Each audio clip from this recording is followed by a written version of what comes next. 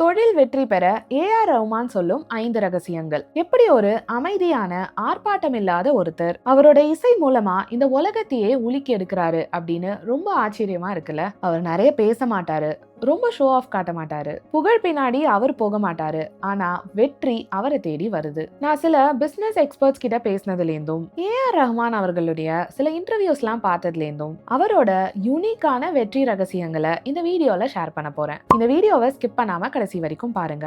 இந்த மாதிரி psychology, mental health, personal development மற்றும் மணி மேனேஜ்மெண்ட் ரிலேட்டடான வீடியோஸை பார்க்க நம்ம சேனலுக்கு உடனே சப்ஸ்கிரைப் பண்ணி வச்சுக்கோங்க. பக்கத்துலேயே அந்த பெல் ஐக்கனையும் அழுத்தி வச்சுக்கோங்க. நான் போடுற வீடியோஸ் உங்களுக்கு வாரந்தோறும் வந்து சேரும். முதல் ரகசியம், பெக்கர்ஸ் பவுல் மைண்ட் செட். ஒரு இன்டர்வியூல ஏஆர் ரஹ்மான் இந்த மைண்ட் செட்டை பத்தி ரொம்ப டீட்டெயில்டா சொல்லியிருக்காரு.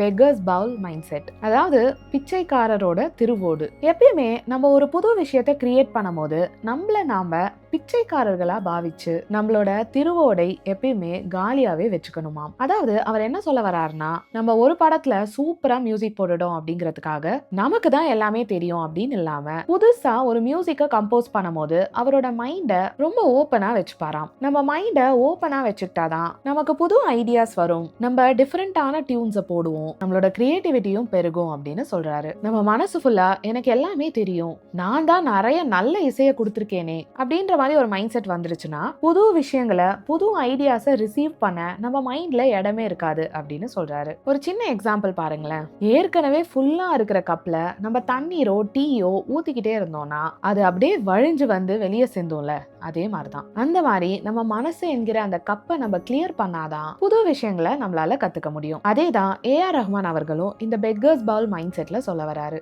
ஐ நோ நத்திங் அப்படிங்கிற மைண்ட் செட் இருக்கும் போதுதான் நம்ம மைண்ட் வெளியே இருந்து நிறைய விஷயங்களை அப்சர்வ் பண்ணும் அப்படின்னு சொல்றாரு. இது எல்லா தொழிலுக்குமே பொருந்தும். ஒரு தொழிலை தொடங்கும் போது நம்ம நிறைய கத்துக்க ஓப்பனா இருப்போம். ஆனா நாளடைவுல நமக்கு எல்லாமே தெரியும் அப்படின்னு புதுசா கத்துக்கவோ புது விஷயங்களை வரவேற்க தவறிட்டாலோ நம்மளால நம்ம தொழில முன்னேறவே முடியாது. நம்ம தொழிலையும் நம்ம வேலையிலையும் நம்மள நாமே அப்டேட் பண்ணிட்டே இருக்கிறது ரொம்ப முக்கியம். எந்த ஒரு ஸ்கில்லை நீங்க இப்ப கத்துக்கிட்டா உங்க வாழ்க்கையிலயும் உங்க தொழிலையும் அது ரொம்ப உதவியா இருக்கும் நீங்க நினைக்கிறீங்க அப்படிங்கறத கீழே கமெண்ட்ல ஷேர் பண்ணுங்க. இரண்டாவது ரகசியம், don't be afraid of changes. ஒரு இன்டர்வியூல இன்டர்வியூவர் ஏஆர் ரஹ்மானை பார்த்து கேக்குறாரு, இப்போ இசையில ஏஐ உடைய தாக்கம் நிறையவே வந்துருச்சு, இதனால வருங்காலத்துல சிங்கர்ஸையும் இசையமைப்பாளர்களையும் இந்த ஏஐ ரீப்ளேஸ் பண்ணிடும்னு சொல்றாங்களே, இத பத்தி நீங்க என்ன நினைக்கிறீங்க அப்படின்னு கேக்குறாரு. இந்த கேள்விக்கு ஏஆர் ரஹ்மான் என்ன பதில் சொல்றாருன்னா, இப்ப மட்டும் இல்ல முன்னாடில இருந்தே இசையில நிறைய மாற்றங்கள் வந்திருக்கு. ட்ரெடிஷனல் மியூசிக் மட்டும் இருந்த காலத்துல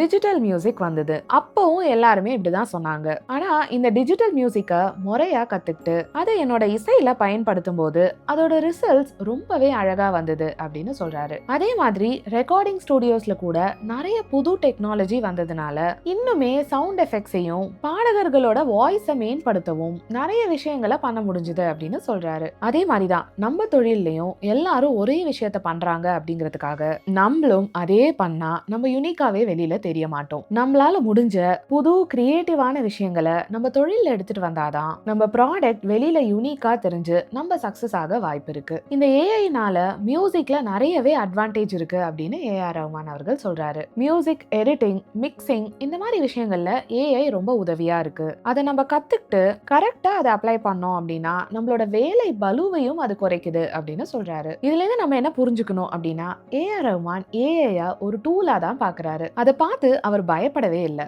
ஏஐ கண்டிப்பா மனுஷனை ரீப்ளேஸ் பண்ண முடியாது, ஆனா a person without knowing AI can be replaced. நம்ம தொழிலையும் ஏஐ எங்கெல்லாம் யூஸ் பண்ண முடியுமோ அதை ஒரு டூலா யூஸ் பண்ணலாம். பகவத்கீதையிலையும் கிருஷ்ணர் இதே தான் சொல்றாரு, மாற்றம் தான் வாழ்வின் விதி. நம்ம மாற்றங்களை அரவணைக்க கத்துக்கிட்டோம்னா தான் நம்ம வருங்காலத்தை ஸ்ட்ராங்கா ஃபேஸ் பண்ண முடியும். எந்த தொழிலா இருந்தாலும் எந்த ப்ரொஃபஷனா இருந்தாலும் புதிய மாற்றங்களை நம்ம அப்ளை பண்ண கத்துக்கணும். ஒரு ஆசிரியர் ஆன்லைன் டீச்சிங், டெக்னாலஜி இதுக்கெல்லாம் அடாப்ட் ஆக கத்துக்கணும். அதே மாதிரி ஒரு மருத்துவர்னா ஏஐ மூலமா நடந்திருக்கிற மெடிக்கல் அட்வான்சஸை கரெக்டா புரிஞ்சு இதை யூஸ் பண்ணி எப்படி நம்மளோட வேலையை இன்னும் எஃபிஷியண்டா பண்ணலாம் அப்படின்னு தெரிஞ்சுக்கணும். அதே மாதிரி தொழில் பண்றவங்க முன்னாடிலாம் நான் கடை வச்சிருக்கேன், கஸ்டமர் வருவாங்க அப்படின்னு இருப்பாங்க. அந்த மாதிரி இப்போ நம்ம இருக்க முடியாது இல்லையா? டிஜிட்டல் மார்க்கெட்டிங், இன்ஸ்டாகிராம் மாதிரி பிளாட்ஃபார்ம்ல எப்படி நம்ம சேல் பண்ணலாம் அப்படின்னு புது விஷயங்களை நம்ம கத்துக்கிட்டே இருக்கணும். ஏஆர் ரஹ்மானுடைய மற்ற வெற்றி ரகசிய ரகசியங்களை பார்க்கறதுக்கு முன்னாடி நான் உங்ககிட்ட ஒரு விஷயத்த ஷேர் பண்ணணும்னு நினைக்கிறேன். உங்க வாழ்க்கையில நிறைய கஷ்டங்கள் இருக்கு,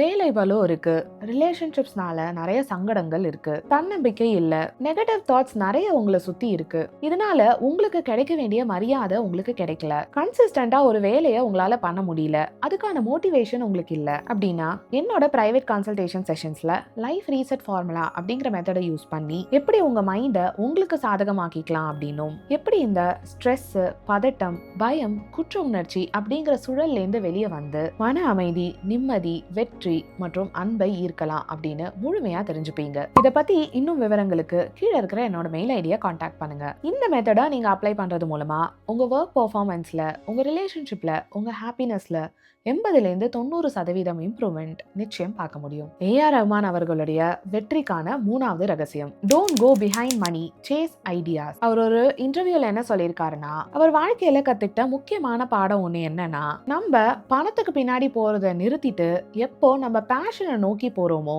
அப்பதான் நம்ம வெற்றி அடைகிறோம். நம்ம நல்ல ஐடியாஸை நோக்கியும் நல்ல விஷயங்களை கிரியேட்டிவா உருவாக்குறத நோக்கி வேலை செய்யும் போது பணம் நம்மள தானா வந்து சேரும்னு சொல்றாரு. அவரோட கெரியர்ல பீக்ல இருந்த போது கூட அவரோட ஸ்கில்ஸை டெவலப் பண்ண லண்டன் போய் ஹையர் ஸ்டடீஸ் பண்ணாரு, ஷார்ட் கோர்சஸ் நிறைய பண்ணாராம். இது எல்லாமே அவரோட ஒர்க் குவாலிட்டியா இருக்கணும் அப்படிங்கிறதுக்காக எடுத்த ஒரு முயற்சி. மத்தவங்க எல்லாம் வருடத்திற்கு 12 படங்கள் பண்ணும்போது இவர் 2 படங்கள் தான் பண்ணாராம். இந்த மாதிரி காம்படிஷன் நிறையவே இருக்கும் போதுதான் ஏஆர் ரஹ்மான் குவான்டிட்டியை விட குவாலிட்டிக்கு நிறையவே முக்கியத்துவம் கொடுத்திருக்காரு. நம்ம தொழில்ல எவ்வளவோ போட்டி இருந்தாலும் நம்ம ப்ராடக்ட்ல பெட்டர் குவாலிட்டி இருந்ததுன்னா நம்மளால கண்டிப்பா கஸ்டமர்ஸை அட்ராக்ட் பண்ண முடியும். 4வது சீக்ரெட், growth mindset. ஒரு விஷயத்த நம்ம ஃபோக்கஸ் பண்ணி அந்த கோலை நோக்கி தொடர்ந்து நம்ம எஃபர்ட்ஸ் போட்டோம்னா நம்மளால கண்டிப்பா அந்த விஷயத்துல சாதிக்க முடியும் அப்படின்னு சொல்றாரு. அந்த இன்டர்வியூல அவர் டேலண்ட்டை பத்தியும் பேசுறாரு. நமக்கு ஒரு விஷயத்துல டேலண்ட்டை விட எஃபர்ட் தான் ரொம்ப முக்கியம். டேலண்ட் அப்படிங்கிறது செடியோட விதை மாதிரி, ஒரு விஷயத்த ஸ்டார்ட் பண்றதுக்கு அது ஹெல்ப் பண்ணும். ஆனா நம்ம போடுற எஃபர்ட் தான் அந்த செடிக்கு தண்ணி ஊத்துற மாதிரி. ஒரு விஷயத்துல நம்ம பெருசா வளரணும்னா திரும்ப திரும்ப அந்த விஷயத்த நம்ம பிராக்டிஸ் பண்ணணும். அதே மாதிரி அவர் இன்னொரு இன்ட்ரெஸ்டிங்கான விஷயம் என்ன சொல்றாருன்னா, நம்ம லைஃப்ல நிறைய சேலஞ்சஸ் இருந்தா அது ரொம்ப நல்ல விஷயம் சொல்றாரு. நம்ம வாழ்க்கையில அடுத்தடுத்து நம்ம சேலஞ்சஸ்ல ஒர்க் பண்ணும்போது வாழ்க்கையில வர நெகட்டிவிட்டியை ஃபோக்கஸ் பண்ண நமக்கு டைமே இருக்காது இல்லையா? வாழ்க்கையில நம்ம ரொம்ப பிஸியா இருக்கிறது நம்ம மென்டல் ஹெல்த்துக்கு ரொம்பவே நல்லது. 5வது secret, networking and cross field learning. AR Rahman எப்பயுமே என்ன சொல்வார்னா, நான் ரைட்டான மக்களோட நெட்வொர்க்கிங் வச்சுக்கிட்டது என்னோட வளர்ச்சிக்கு ரொம்ப உதவியா இருந்ததுன்னு சொல்லுவாரு. டிஃப்ரெண்டா யோசிக்கிறவங்கள, அவரை இன்ஸ்பயர் பண்ணவங்கள, அவரோட கிரியேட்டிவிட்டியை சேலஞ்ச் பண்ணவங்க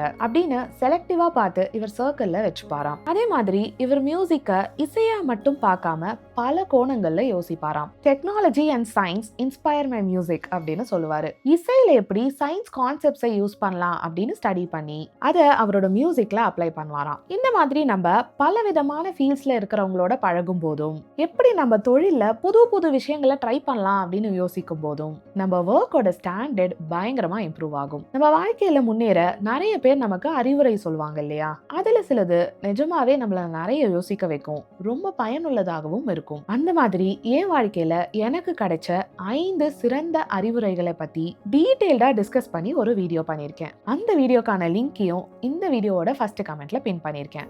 கண்டிப்பா செக் பண்ணி பாருங்க, ரொம்ப யூஸ்ஃபுல்லா இருக்கும்.